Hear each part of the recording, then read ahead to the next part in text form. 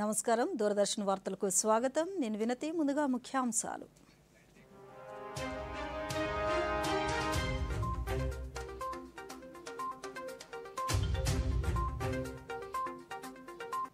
పశ్చిమ బెంగాల్లో ఎన్నికల ప్రచారంలో పాల్గొన్న ప్రధాని రాష్ట్రంలో అరాచకం రాజ్యమేలుతుందని ఘాటు విమర్శ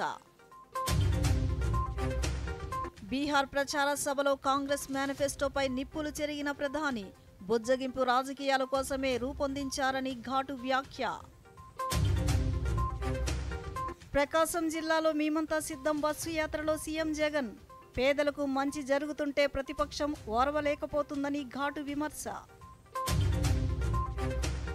భారత్ను ప్రశంసించిన ఐక్యరాజ్యసమితి జనరల్ అసెంబ్లీ అధ్యక్షులు డేవిడ్ ఫ్రాన్సిస్ డిజిటలైజేషన్ మౌలిక వసతుల్లో పనితీరు అద్భుతమంటూ వ్యాఖ్య రాష్ట్రంలో పెరిగిన ఓటర్లు స్వీప్ ప్రచారానికి అనూహ్య స్పందన ఓటు నమోదుకు ముందుకు వస్తున్న యువత రాష్ట్రంలో భయం గొలుపుతున్న భానుడి తీవ్రత ఏప్రిల్లోనే 40 డిగ్రీలకు పైగా ఉష్ణోగ్రతలు నమోదు వార్తల్లోని వివరాలు 3 రాష్ట్రాల ఎన్నికల ప్రచారంలో భాగంగా ప్రధాని నరేంద్ర మోదీ ఈ సాయంత్రం మధ్యప్రదేశ్ చేరుకున్నారు. జబల్పూర్ రోడ్ షోలో పాల్గొన్నారు. కమలం చేతపట్టి ప్రజలకు అభివాదం చేశారు. ఈ మేరకు ప్రధానికి దారి పొడవునా స్థానికులు ఘన స్వాగతం పలికారు. మోదీ మోదీ అంటూ పూల వర్షం కురిపించారు. కిలోమీటర్ల పైగా సాగిన ర్యాలీలో ప్రధానికి ప్రజల నుంచి అనూహ్య స్పందన లభించింది.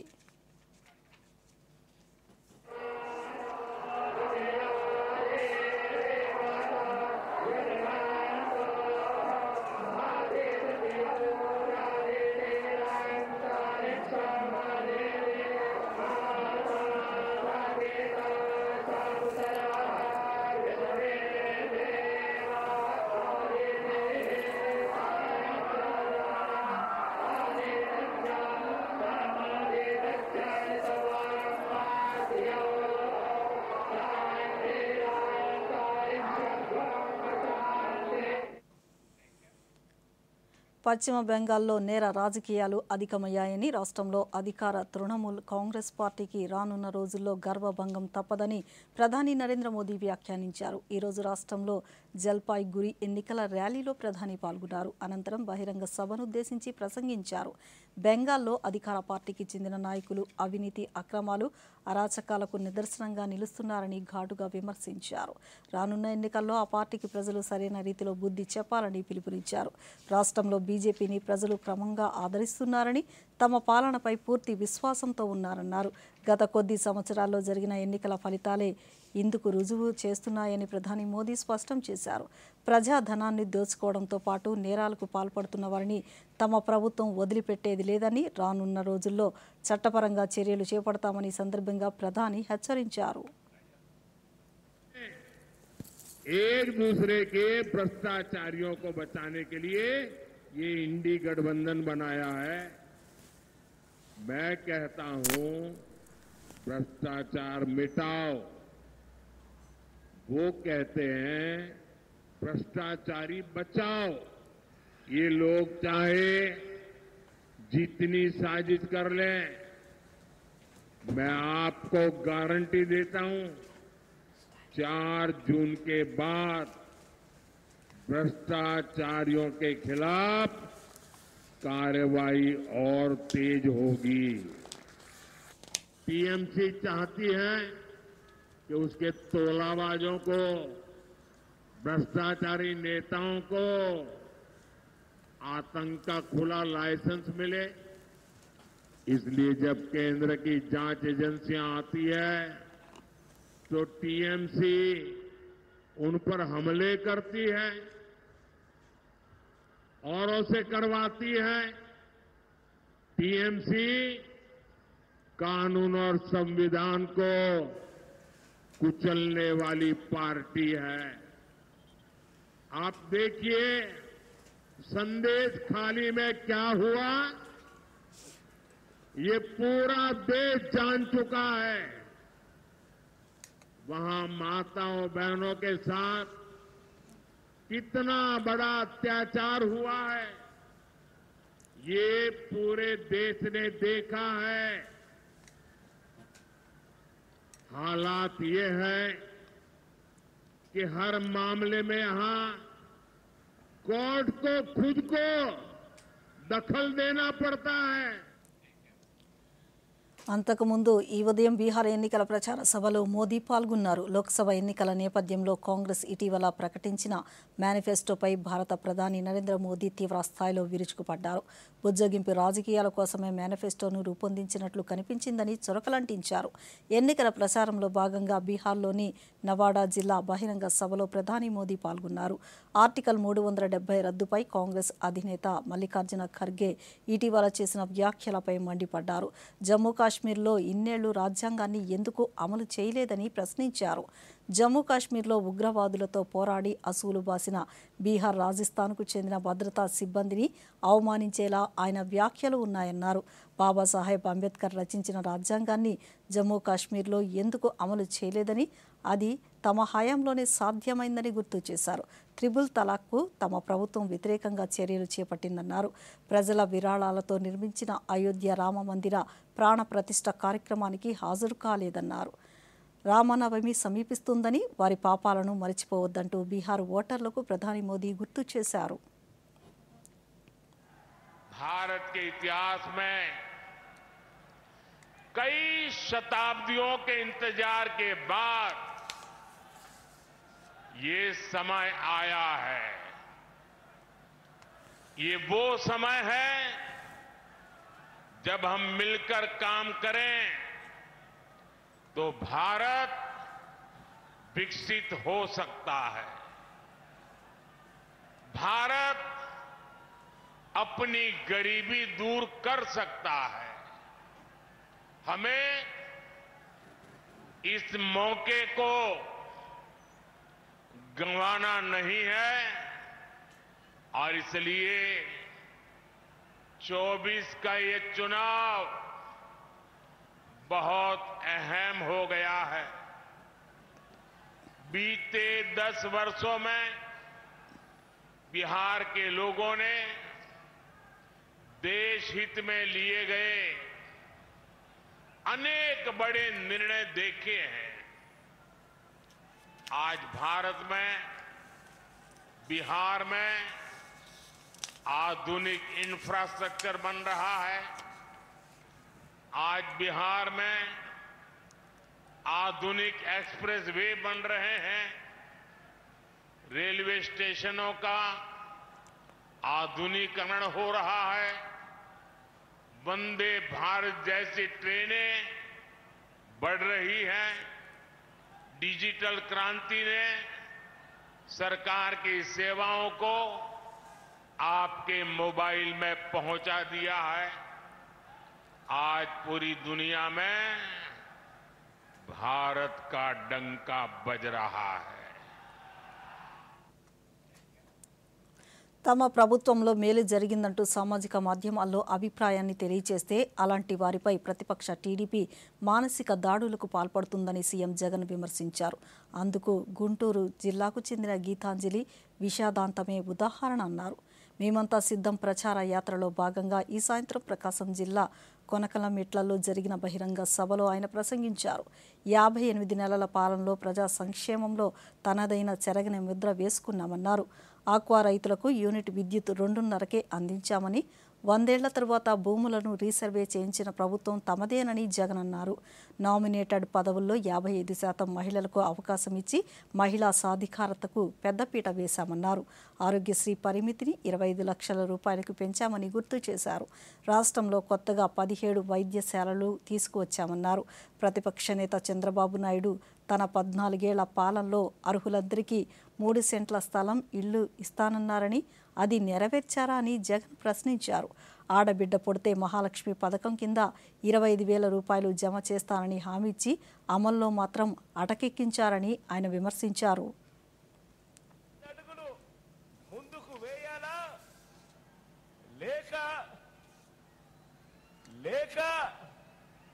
మోసపోయి వెనక్కు వెళ్ళాలా అన్నది నిర్ణయించే ఎన్నికలు.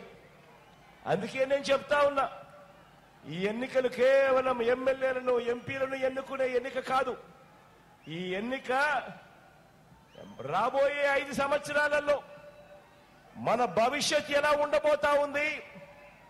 మన భవిష్యత్తు 2 అడుగులు ముందుకు పడుతుందా, లేదా మనం మోసపోయి వెనక్కిపోతామా అని నిర్ణయించే మన ఓటు. ఈ ఓటు అన్నది ప్రతి ఒక్కరూ గుర్తుపెట్టుకోమని కోరుతా ఉన్నా. జగన్ కు చంద్రబాబుకు మధ్య జరుగుతా ఉన్న ఎన్నికలు కావు ఇవి. పేదలకు చంద్రబాబు మోసాలకు మధ్య జరుగుతా ఉన్న ఎన్నికలు ఇవి.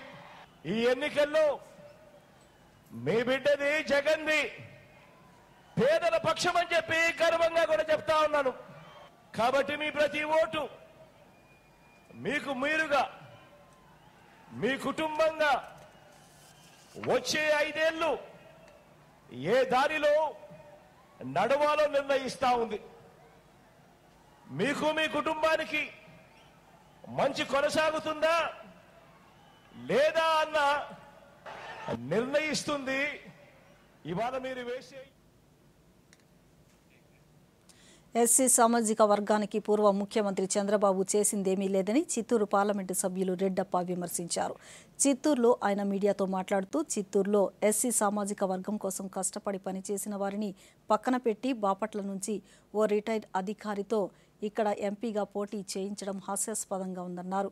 రానున్న ఎన్నికల్లో వైఎస్ఆర్ కాంగ్రెస్ పార్టీదే సంపూర్ణ విజయమని ఆయన విశ్వాసం వ్యక్తం చేశారు. ఇక్కడ చిత్తూరు ఎమ్మెల్యే గాని ఎంపీ గాని మేము గెలుస్తామని ప్రెస్ ముందు చెప్పినట్టు మీరు అంటున్నారు. మేము స్వాగతిస్తున్నాము. ఎందుకంటే ఎవరైనా ఏ పార్టీ తరఫునైనా కంటెస్ట్ చేయడానికి సిద్ధంగా వస్తారు. కానీ చిత్తూరు నియోజకవర్గంలోని ఎమ్మెల్యే సెగ్మెంట్ లో కానీ ఎంపీ సెగ్మెంట్ లో కానీ పత్రికా విలేకరులకు మీడియాకు నేను తెలియజేసుకున్న విషయం ఏంటంటే, ఇంతకాలంగా ఈ ప్రాంతంలో చాలా మంది కష్టపడి పనిచేసిన ఎస్సీ సామాజిక వర్గానికి సంబంధించిన వాళ్ళు చాలా మంది ఉంటారు. కానీ వారిపైన చంద్రబాబు నాయుడుకి నమ్మకం లేదు కాబట్టి స్థానికులకు ఇస్తే ఓడిపోతారు. ఇక్కడ ఎస్సీలు సమర్థవంతమైన నాయకత్వం లేదు కాబట్టి బాపట్ల నుండి ఒక వ్యక్తిని తెచ్చుకునేసి నిలబెడుతున్నారు. కాబట్టి ఆ వ్యక్తి మీ స్వాగతం పలికేదే కాకుండా మ్యాగ్నానిమిటీగా మేము అతన్ని తప్పులు పట్టకుండా అతనికి స్వాగతం పలుకుతూ అని ఒక్కటే ఇక్కడున్న స్థానిక నాయకుల పైన ఎస్సీ సామాజిక వర్గం పైన ఆయనకు నమ్మకం లేదు. అందుకే ఆ వర్గీకరణ చేయలేకపోయిన ముఖ్యమంత్రిని ఈ రోజు ఆయన నమ్ముకున్న వ్యక్తులు కొంతమంది వస్తున్నారంటే అది వారి బలహీనత. దేశ చరిత్రలో గత ప్రభుత్వాలు చేపట్టిన అభివృద్ధిని అడ్డుకున్న ఏకైక ముఖ్యమంత్రి జగన్ మాత్రమేనని తెలుగుదేశం పార్టీ మంగళగిరి అభ్యర్థి నారా లోకేష్ పేర్కొన్నారు. మంగళగిరి నియోజకవర్గ ఎన్నికల ప్రచారంలో భాగంగా ఆదివారం కొలనుకొండ ప్రజలతో సమావేశమయ్యారు. ఈ సందర్భంగా లోకేష్ మాట్లాడుతూ రాళ్లు రప్పలతో నిండిన మాదాపూర్ కళ్ల ముందు అభివృద్ధి చెందిందని, సైబరాబాద్ ఫైనాన్షియల్ జిల్లాతో పాటు పలు పరిశ్రమలు ఆ ప్రాంతానికి వచ్చాయన్నారు. చంద్రబాబు నాటిన మొక్కను తర్వాత ప్రభుత్వాలు కొనసాగించడం వల్లే ఈరోజు హైదరాబాద్ విశ్వనగరంగా అభివృద్ధి చెందిందన్నారు. ఆంధ్రప్రదేశ్లో జగన్ ప్రభుత్వం రాజధాని పోలవరం పనులను నిలిపివేసిందని మండిపడ్డారు. ఆనాడు మనం గట్టాం, కానీ 2019లో ఏం జరిగింది? ఒక్క అవకాశం మన మాయ మాటలు అందరు పడిపోయి ఈరోజు మోసపోయారు. అమ్మా, ఏ ముఖ్యమంత్రి అయినా తీసుకునే మొదటి నిర్ణయం ఒక సంక్షేమం అభివృద్ధి కార్యక్రమం, అంటే ఒక పాజిటివ్ నిర్ణయం.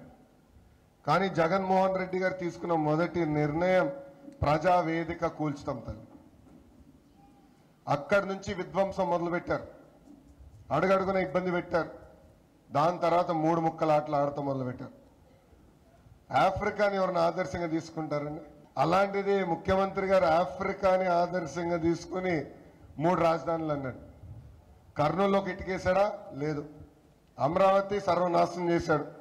విశాఖపట్నంలో ఒక్క పని చేశాడు తల్లి, అది 500 కోట్ల రూపాయలు ఖర్చు పెట్టి ఆయన ఉండేదానికి ఒక ప్యాలెస్ పెట్టుకున్నాడు. ఇప్పుడు చిన్న విరామం తీసుకుందాం.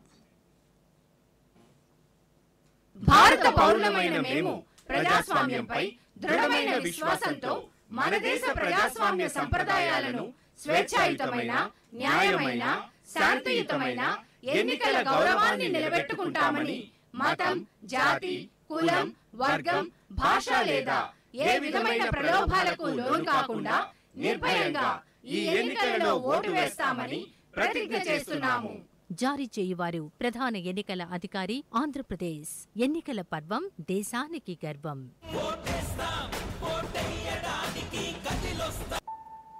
పేమెంట్ ఫెయిల్ కానీ డబ్బు అయితే కట్ అయింది. నేను కష్టపడి సంపాదించిన డబ్బు పోయింది. నష్టపరిహారం దొరుకుతుంది, దిగులు పడకు బాబు. ఒకవేళ డిజిటల్ ట్రాన్సాక్షన్ ఫెయిల్ అయినా, అకౌంట్ నుంచి డబ్బు కట్ అయినా బ్యాంక్ సమయంలో డబ్బును తిరిగిస్తుంది లేదా కంపెన్సేషన్ ఇచ్చే సదుపాయం కలదు. లేకపోతే మీరు ఆర్బీఐ వారి అంబడ్స్మన్ కి ఫిర్యాదు చేయండి. నా ఫీజు ఆర్బీఐ అంటుంది, విషయాలు తెలుసుకోండి, జాగరూకంగా ఉండండి. రాబోయే ఎన్నికల్లో డబుల్ ఇంజన్ సర్కార్ ఆంధ్రప్రదేశ్లో ఏర్పడబోతుందని బీజేపీ రాష్ట్ర ఎన్నికల కో కన్వీనర్ సిద్ధార్థనాథ్ సింగ్ చెప్పారు. పశ్చిమ గోదావరి జిల్లా భీమవరం బీజేపీ కార్యాలయంలో ఏర్పాటు చేసిన మీడియా సమావేశంలో ఆయన మాట్లాడారు. నర్సాపురం ఎన్డీఏ కూటమి పార్లమెంటు అభ్యర్థిగా వర్మ పోటీలో ఉంటారని, అభ్యర్థిని మార్చే ప్రసక్తే లేదని స్పష్టం చేశారు. వర్మ 34 సంవత్సరాలుగా బీజేపీలో క్రమశిక్షణ గల కార్యకర్తగా పనిచేస్తున్నారని అన్నారు. రాష్ట్రంలో ఇసుక, మద్యం మాఫియా పెరిగిపోయిందని ఆరోపించారు. సాగరమాల పథకంలో కేంద్ర ప్రభుత్వం నేషనల్ హైవే రోడ్లను అభివృద్ధి చేసిందన్నారు. రాష్ట్రంలో 400 కోట్లతో వంతెనలు, ప్రధానమంత్రి ఆవాజ్ యోజన పథకానికి 22 లక్షల కోట్ల రూపాయలు మంజూరు చేశామని తెలిపారు. Bharat stop between Vizag and Vijayawada. Since it is only in Rajahmundry, it should happen because this is a big business center. So this will be the vision that he has given, and I am quite happy that as a co-in-charge, a member of parliament in the region, while seeking votes, is also looking at the future, what he wants to deliver. So I am here in full support for our BJP candidate Srinivas Vermaji, and I am quite confident that with everybody's blessing, he will be victorious and he will be the member of parliament of Narsapuram. Thank you. ముఖ్యమంత్రి YS Jaganmohan Reddy మహిళలకు అన్ని రంగాల్లో ప్రాధాన్యతనిచ్చారని YSR Congress party Kurnool జిల్లా అధ్యక్షురాలు సత్యనారాయణమ్మ అన్నారు. రాష్ట్రంలో మొట్టమొదటిసారిగా party జిల్లా అధ్యక్ష బాధ్యతలను ఓ మహిళకు అప్పగించడం ఆనందంగా ఉందన్నారు. తనపై ఉంచిన నమ్మకాన్ని, అవకాశాన్ని సద్వినియోగం చేసుకుంటానని ఆమె అన్నారు. సామాజిక న్యాయం జగనన్నతోనే సాధ్యమనడానికి ఏకైక రుజువు నేను ఒక కార్పొరేటర్గా ఉన్నదాన్ని సిటీ ప్రెసిడెంట్గా చేశారు. అది ఒక బీసీ మహిళను సిటీ ప్రెసిడెంట్గా చేయడం, తర్వాత మేయర్గా అనౌన్స్ చేసిన తర్వాత కొన్ని టెక్నికల్ ప్రాబ్లమ్స్ ఉన్నందువల్ల అది ఆఫ్టర్ ఎలక్షన్స్ అని చెప్పినారు. దాని తర్వాత ఇంత పెద్ద జిల్లా అధ్యక్షురాలుగా స్టేట్లోనే ఎక్కడ లేని విధంగా, ఏ పార్టీ కూడా ఇవ్వలేని విధంగా నన్ను జగనన్న నాకు ఒక కురువ బీసీ మహిళకు ఇంత పెద్ద పదవి ఇవ్వడం అంటే, నన్ను నమ్మి ఇంత పెద్ద పదవి ఇవ్వడం అంటే దేశంలోనే ఎక్కడా జరిగి ఉండదు ఒక మహిళకు అనేది. దీని ద్వారా నేను వారికి కృతజ్ఞతలు తెలియజేస్తున్నాను. దీనికి సహకరించిన ప్రతి నాయకులకు, జిల్లాలోని నాయకులకు అందరికీ నేను కృతజ్ఞతలు తెలియజేస్తున్నాను. పశ్చిమ గోదావరి జిల్లా పాలకొల్లు పట్టణంలో 26వ వార్డులో వైఎస్ఆర్సీపీ శ్రేణులు ఎన్నికల ప్రచారాన్ని చేపట్టాయి. ప్రచారంలో భాగంగా నిర్వహించిన గడప గడపకు కార్యక్రమంలో పాలకొల్లు నియోజకవర్గ కన్వీనర్, ఎమ్మెల్యే అభ్యర్థి గుడాల గోపి, ఎంపీ అభ్యర్థి గూడూరు ఉమాబాల, వైఎస్ఆర్సీపీ మహిళా విభాగం రాష్ట్ర సంయుక్త కార్యదర్శి కర్రా జయసరిత ఇంటింటి ప్రచారాన్ని చేపట్టారు. సంక్షేమ పథకాలు అందుతున్న తీరును లబ్ధిదారులను అడిగి తెలుసుకున్నారు. ఆంధ్రప్రదేశ్ కాంగ్రెస్ కమిటీ రాష్ట్ర అధ్యక్షురాలు వైఎస్ షర్మిల చేపడుతున్న న్యాయయాత్ర వైఎస్ఆర్ జిల్లా కమలాపురంలో కొనసాగింది. ఈ సందర్భంగా ప్రభుత్వ తీరుపై ఆమె విరుచుకుపడ్డారు. రాష్ట్రంలో ఇసుక, మద్యం, బెట్టింగ్ మాఫియా తప్ప అభివృద్ధి లేదని ఆవేదన వ్యక్తం చేశారు.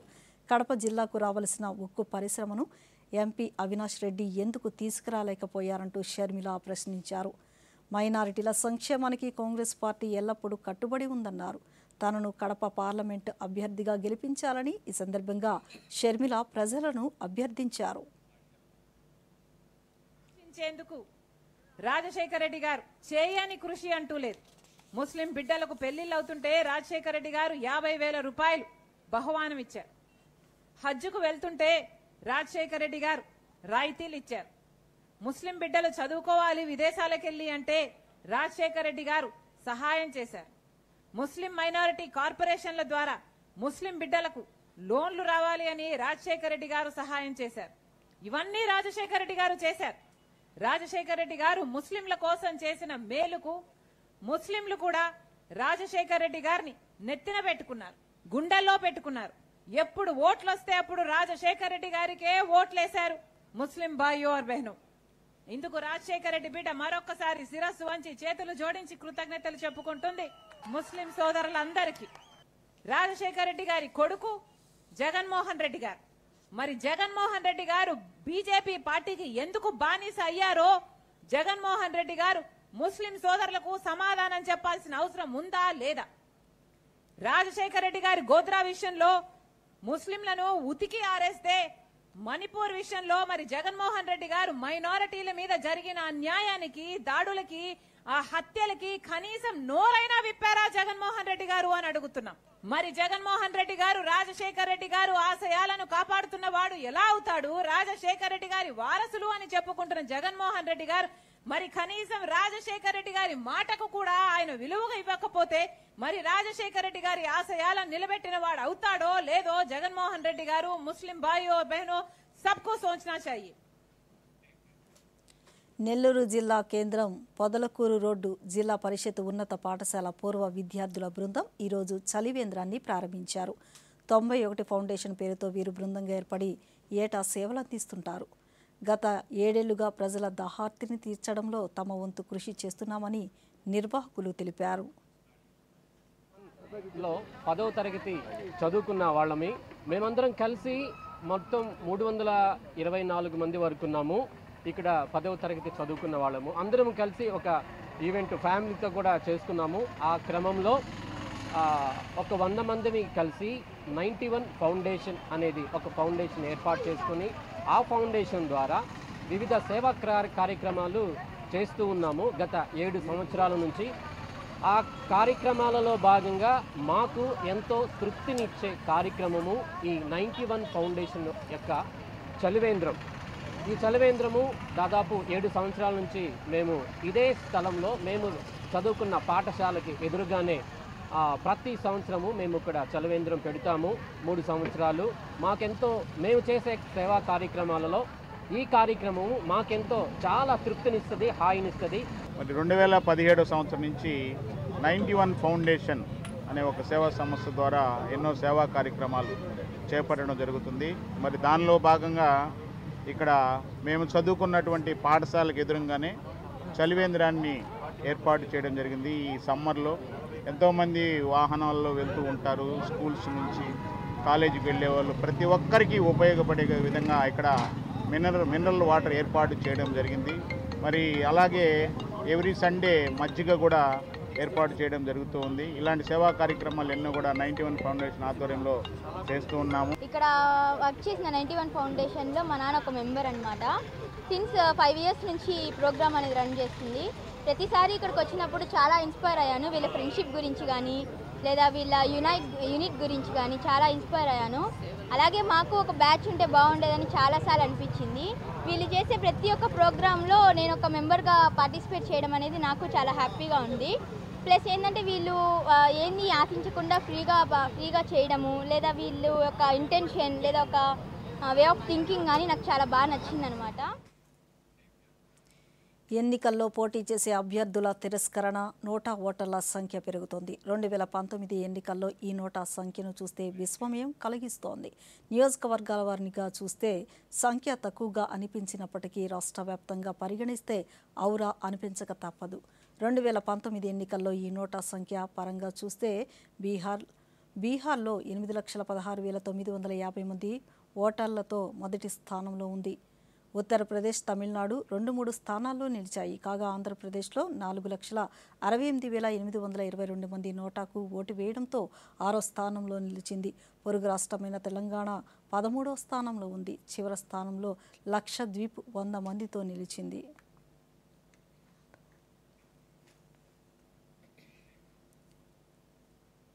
పేదరిక నిర్మూలన, కోట్లాది మంది ప్రజలను ఆర్థిక వ్యవస్థలో భాగస్వామ్యం చేయడంలో భారత్ పనితీరు అద్భుతమని ఐక్యరాజ్యసమితి జనరల్ అసెంబ్లీ అధ్యక్షులు డేనిస్ ఫ్రాన్సిస్ కొనియాడారు. డిజిటలైజేషన్ను భారత్ సమర్థవంతంగా వినియోగిస్తుందన్నారు. ఉత్పాదకతను పెంచడం, ఖర్చును తగ్గించడం, ఆర్థిక వ్యవస్థను సమర్థవంతంగా మార్చడంలో డిజిటలీకరణ తోడ్పాటునందిస్తోందని వివరించారు. దీంతో ప్రపంచ వేదికపై భారత్ పోటీతత్వం పెరుగుతోందని కొనియాడారు. దేశవ్యాప్తంగా మౌలిక వసతుల సదుపాయాల్లోనూ భారత్ గణనీయంగా పెట్టుబడులు పెడుతున్నట్లు గమనించామని ఫ్రాన్సిస్ తెలిపారు. అయితే మౌలిక వసతుల అభివృద్ధిని పర్యావరణ అనుకూల విధానాలతో ముడిపెట్టాలని, లేదంటే భవిష్యత్తులో ఆర్థిక వ్యవస్థకు ముప్పుగా పరిగణిస్తుందని అభిప్రాయాన్ని వ్యక్తం చేశారు. రాష్ట్రంలో త్వరలో జరగనున్న సార్వత్రిక ఎన్నికలను శాంతియుతంగా, స్వేచ్ఛగా, న్యాయబద్ధంగా నిర్వహించాల్సిన బాధ్యత జిల్లా ఎన్నికల అధికారులు, ఎస్పీలపై ఉందని రాష్ట్ర ప్రధాన ఎన్నికల అధికారి ముఖేష్ కుమార్ మీనా పేర్కొన్నారు. అధికారులందరూ సమన్వయంతో పనిచేస్తూ, ఓర్పుతో వ్యవహరిస్తూ, సమస్యలపై సమగ్ర అవగాహనతో తక్షణమే స్పందిస్తూ పరిష్కరించాలని ఆదేశించారు. రాష్ట్ర సచివాలయం నుంచి శనివారం అన్ని జిల్లాల ఎన్నికల అధికారులు, పోలీస్ సూపరింటెండెంట్లు, పోలీస్ కమిషనర్లతో ఆయన వీడియో కాన్ఫరెన్స్ నిర్వహించి ఎన్నికలను విజయవంతంగా నిర్వహించేందుకు చేస్తున్న ఏర్పాట్లను, తీసుకుంటున్న చర్యలను, ఎన్నికల ప్రవర్తన నియమావళి పటిష్టంగా అమలుపరిచే అంశాలను సమీక్షించారు. ఈ సందర్భంగా ముఖేష్ కుమార్ మీనా మాట్లాడుతూ వచ్చే ఎన్నికల్లో ఎటువంటి హింసకు, రీపోలింగ్కు తావు లేకుండా పటిష్టమైన భద్రతా చర్యలు చేపట్టాలన్నారు. గంజాయి, లిక్కర్, నగదు, ఉచితాల అక్రమ రవాణాపై పటిష్టమైన నిఘా ఉంచాలన్నారు. రాష్ట్రాల సరిహద్దులు, జిల్లాల సరిహద్దుల్లో ఉండే చెక్పోస్టుల్లో నిఘా వ్యవస్థను మరింత బలోపేతం చేయాలని ఆదేశించారు. రాష్ట్రంలో పింఛన్ల పంపిణీ 99% పూర్తయింది. ఈ నెల 6వ తేదీ సాయంత్రానికి 64,94,983 మంది పింఛన్దారులకు 1,931 కోట్ల రూపాయలను పంపిణీ చేశారు. ఏప్రిల్కు గాను ప్రభుత్వం 65,69,904 మందికి 1,951 కోట్ల 69 లక్షల రూపాయలను విడుదల చేయగా అధికారులు, సచివాలయ సిబ్బంది పంపిణీ ప్రక్రియను సర్వేగం చేశారు. కాగా మిగిలిన 1% మందికి ఈ నెల 8న సైతం అందించాలంటూ ప్రభుత్వం ఆదేశించింది. ఈ మేరకు క్షేత్రస్థాయిలో సిబ్బంది 100% లక్ష్యం దిశగా పింఛన్లను అందిస్తున్నారు. ఎన్నికల కోడ్ నేపథ్యంలో వాలంటీర్లతో పింఛన్లు అందించకూడదన్న ఎన్నికల కమిషన్ ఆదేశాల మేరకు సచివాలయాల్లోనే లబ్ధిదారులకు అందిస్తున్న విషయం విదితమే.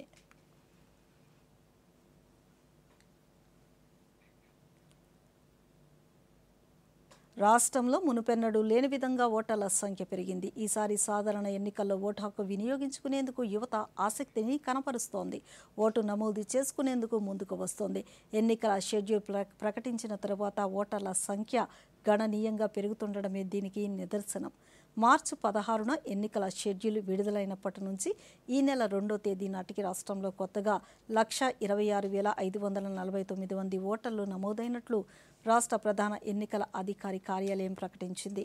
ఏప్రిల్ 2 నాటికి రాష్ట్రంలో మహిళా ఓటర్లు 2,96,389 కాగా పురుషుల సంఖ్య 2,01,44,166కు పెరిగినట్లు పేర్కొంది.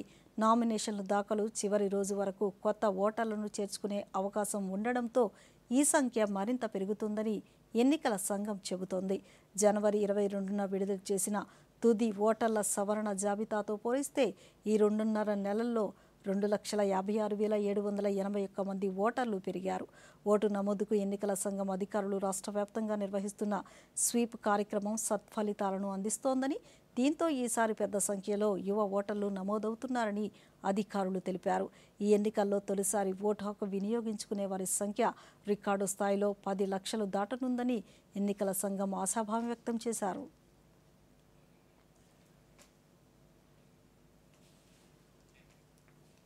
ఈ వార్తలు ఇంతటితో సమాప్తం. నమస్కారం.